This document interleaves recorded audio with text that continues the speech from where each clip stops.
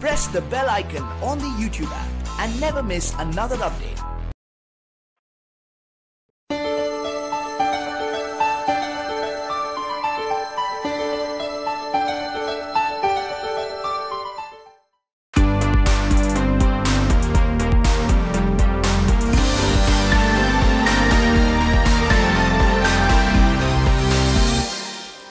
Good afternoon, friends.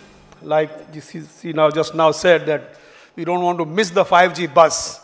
So I also didn't want to miss this bus. That's why I'm here, to kind of do that journey. You know, I was a couple of days back in an ITU conference, and somebody made a statement that we are living in exciting times because technology is moving at an extremely fast pace. And many other things, you know, how technology is so beautiful, so brave, and so fast moving. The only thing which I said was that this is fine, and the technology moving at a fast pace is a wonderful thing.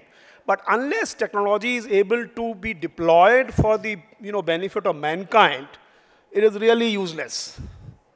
So the whole issue is that there are newer and newer breeds of technology, and these are really very, very exciting times. But unless we are able to figure out as to how we can leverage technology in our country for our people, this will not be a very fruitful exercise.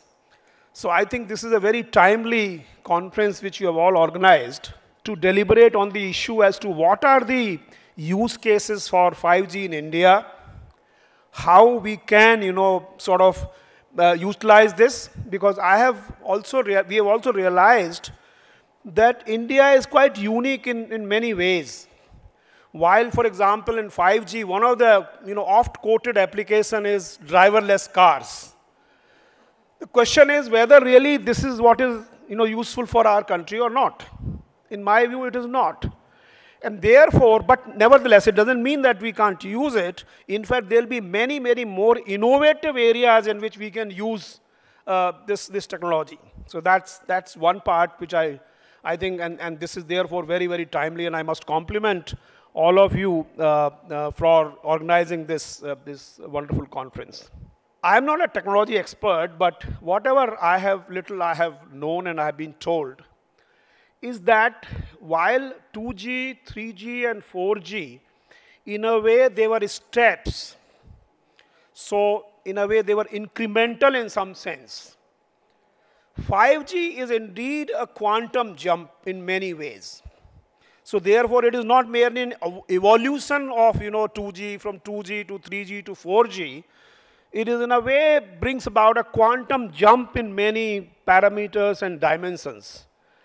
And therefore, it really, makes a complete break from the past in some, sense. It is also a time where the information and communication technologies, more specifically mobile technologies, which were largely a means of information interchange and, voice or data or whatever, its scope is now going to broaden. And it is going to become like a horizontal platform, which is touching almost every sector of economy. So today, telecom is not only one vertical, it is actually a horizontal platform, and 5G enables that to happen. 5G is not merely restricted to the traditional areas. 5G is now branching off to areas which were hitherto not using so much the information and communication technology. For example, irrigation, agriculture, environment, health, education, whatever. I mean, many areas which were, of course, using ICT, but they will now start using ICT in a completely different manner. And the pervasiveness of this technology into these areas is going to really become very, very fast. And therefore, besides technology, it is also important for us to educate those sector people, those domains, those departments, if I use the Sarkari term, to really figure out as to what is those cases. They should use this technology. And otherwise, they'll continue to think that hamare liye to yahi, this is all right, we are doing fine. We need to educate them, saying that, friends, yes, you are doing fine, but you can really change the entire thing if you use this tool, a new tool which has happened, because then it'll become much more useful. So that is another part of the story which has to go in. All of us, or all of you who are experts in this area, we need to approach and we need to go to those domain people. Of course, there are many other people will go, but I think we need to convince them that here is a great opportunity which we must not miss. Because missing the 5G bus should not only be a concern of the technology people, missing the 5G bus should also be the concern of the domain people. Those in the agriculture sector, those in the health sector, those in the education sector, they all need to figure out as to what are the. Therefore, I was just now discussing with the Qualcomm gentleman, and I was telling him, have we been able to identify the use cases which are relevant for countries like ours?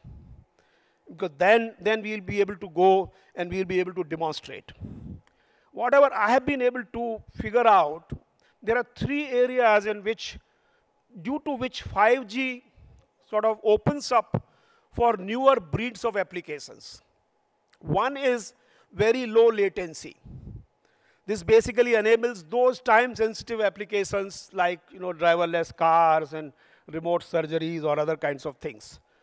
Some of them may not be very relevant from our context. So that's one.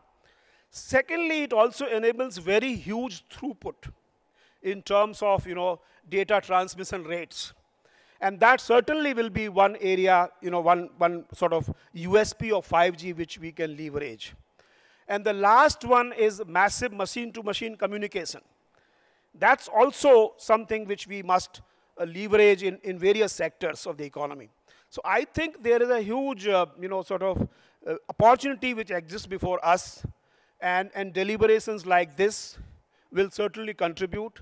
But I think we have to sort of, it should not merely become a slogan that 5G is coming and we should use 5G and do this and have conferences. I think more than that, we have to figure out on the real hard plane of practical implementation of 5G on the field. There are also huge infrastructure requirements if you want to really deploy 5G. So just by saying that these are networks, because these networks now have to wheel or transport much huge amount of data. It is true that today our networks are transporting data which is more than US and China put together, as our honorable minister was talking the other day. 7 exabytes of data in a month. It's a huge data. But at the same time, we should also realize that only 22% of our towers or BTS are connected through fiber.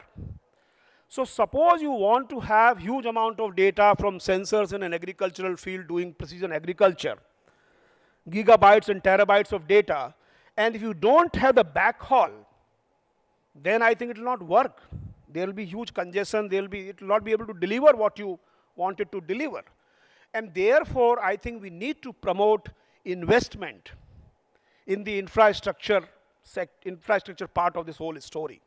Because just having 5G without the supporting infrastructure will also not make any sense. And therefore, my view is that we need to promote investment, and we need to have infrastructure players, what we typically call IP, I don't know what that stands for, IP licensees or IP registrants or IP players, which are actually independently building infrastructure for the telecom sector. That's another part which we have to bring in. From a regulatory perspective, I think what is happening is that a couple of years back, the telecom service providers who are providing end-to-end services, which is basically I was calling you, and therefore I was handled by one TSP, you are customer of another TSP, and the whole communication was taking place. Then came the data, and now telecom pipes are a part of the overall data flow diagram, which includes the cloud. And therefore, you got integrated into a larger diagram, and therefore, there were other players which came into play. In the 5G, the paradigm is going to further change. For example, you had an infrastructure which has BTS, BSC, MSC, and all those components. Many of these components are going to become on the cloud. They will become virtual, virtual function, whatever VFN, the terms which you use, which means essentially that, you're not able to figure out where does that BSC exist. Maybe it will have some other name once you have the cloud infrastructure. So therefore, the network itself is going to become, part of network are going to remain physical, but the rest is going to become virtual. Virtual doesn't mean that the physical doesn't exist, but you don't know where that physical exists, where that data resides, where that whole element is. And therefore, the number of players in the game are going to increase. And therefore, the regulatory systems will have to sort of reimagine and redeploy themselves to ensure, not to throttle the progress, certainly not, but in order to facilitate an orderly growth, I think there will be some kind of regulations will be required. And we at TRAI, therefore, are also cognizant of this fact that we have to learn these new stuff and new parameters to be able to effectively and more appropriately regulate this new kind of thing which is going to come in. So I mean, from our perspective, we can assure that we will not be becoming the obstacle or regulator in a monitor sense, but we will certainly facilitate. Another part, and I'll end here, that spectrum, which is required for 5G. Of course, we have complete decoupling of the spectrum from what use it can be put to. So therefore, we are not saying that this spectrum is for 5G, this is for 2G, this is for 3G, because the spectrum is delinked from the sort of technology, underlying technology which you use it with. But normally, understanding 3300 to 3600 and all those higher bands and that spectrum, we have given recommendation to the government. And as and when required, maybe some other bands you require or the industry will require, we'll be very happy to ensure that spectrum availability does not become a constraint for deployment of the technology. We have also assured the Department of Telecom, and yesterday only I had a meeting with the Secretary of the Telecom Department, where we have said that any other kind of advice which is required. For example, we have the new digital communication policy whose draft has been published and which is going to be sort of deployed or accepted by the government in near future. Whatever are those components of that policy which requires further detailing and further advice, we have assured that we will be coming up very, very fast with these advice, consultations, consulting all the stakeholders, as we always do. We always consult all these stakeholders and then come up with our sort of recommendations or regulations or orders or whatever. That we will be doing. So we will be on our part, we'll be playing our part regularly and ensure that we don't become a bottleneck in the process. Thank you very much.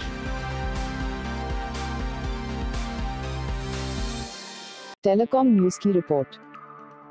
For the latest telecom news, subscribe to this channel now.